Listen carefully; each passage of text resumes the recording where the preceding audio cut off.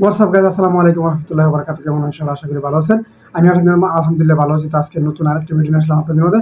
আশা করি আমার সম্পূর্ণ ভিডিওটা দেখবেন, আর দেখলে আশা করি ভালো লাগবে। আর যদি আমার ভিডিও ভালো লাগে তাহলে আমার চ্যানেলটা সাবস্ক্রাইব করে দেবেন।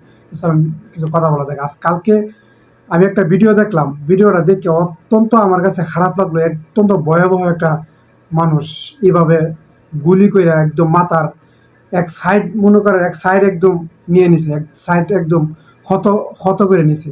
আসলে এটা দেখার পরে আমার কাছে এত খারাপ লাগলো, অত্যন্ত মানে খারাপ লাগলো যে আসলে একটা মানুষ কিভাবে পারে, একটা মানুষ কিভাবে, আমি কখনো কল্পনা করতে পারিনি।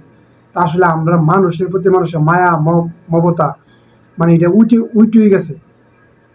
আসলে একজন ন্যায্য অধিকার, ছাত্ররা ন্যায্য অধিকার নিয়ে আজকে মাঠে নামছে।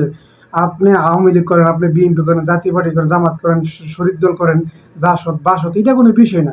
আপনি ছাত্রদের পাশে থাকেন, ছাত্রদের সাথে থাকেন, ছাত্রদের আজকে এই অবস্থা। আসলে আসলে মানুষে আসলে ফেসবুক আসলে খুলতে পারতেছি না, টিকটক খুলতে পারতেছি না, ইউটিউব খুলতে পারতেছি না। আজকে বাংলাদেশের এই হানাহানি দেখা অত্যন্ত কষ্ট লাগতেছে, অত্যন্ত দুঃখ লাগতেছে যে আসলে প্রবাসীরা যারা আছে তারা অত্যন্ত গভীরভাবে দুঃখ করতেছে যে আসলে কষ্ট পাইতেছে বাংলাদেশের মাটিতে এইভাবে চলাটা আসলে ঠিক না। এটা আসলে চলতে দেওয়া যায় না। এটা আসলে চললে কখনো এটা আমরা আসলে সমর্থন করি না। আসলে আজকে যদি এরকম চলতেই থাকে, দেখেন মানুষের প্রতি মানুষে মায়া মমতা ভালোবাসা উঠে গেছে।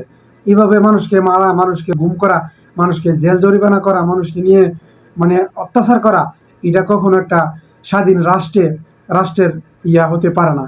একটা স্বাধীন রাষ্ট্রের মাঝে এটা চলতে পারে না, কখনো চলতে পারে না। যার জায়গা থেকে যার অধিকার আদায় করার জন্য এটা করতে পারে, আন্দোলন করতে পারে, স্বাভাবিক। কিন্তু আমি গাড়ি পোড়া, বিভিন্ন ভবন জ্বালাই দেওয়া, বিভিন্ন মেট্রো রেলে আগুন দেওয়া, এটা আমি সমর্থন করি না। রাষ্ট্রীয় সম্পদ নষ্ট করার এটা আমি সমর্থন কখনো করি না। আপনারা কেউ এটা মনে করেন না যে আমি কোনো দল করি, কোনো দলের পক্ষে যাইতেছে, এটা না।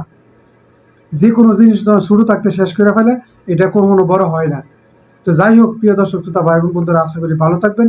আর যদি আমার ভিডিওটা ভালো লাগে তাহলে আমার চ্যানেলটা সাবস্ক্রাইব করে দেবেন। আজকে বাংলাদেশ প্রিয় মাতৃভূমি অত্যন্ত খারাপ অবস্থা চলতেছে।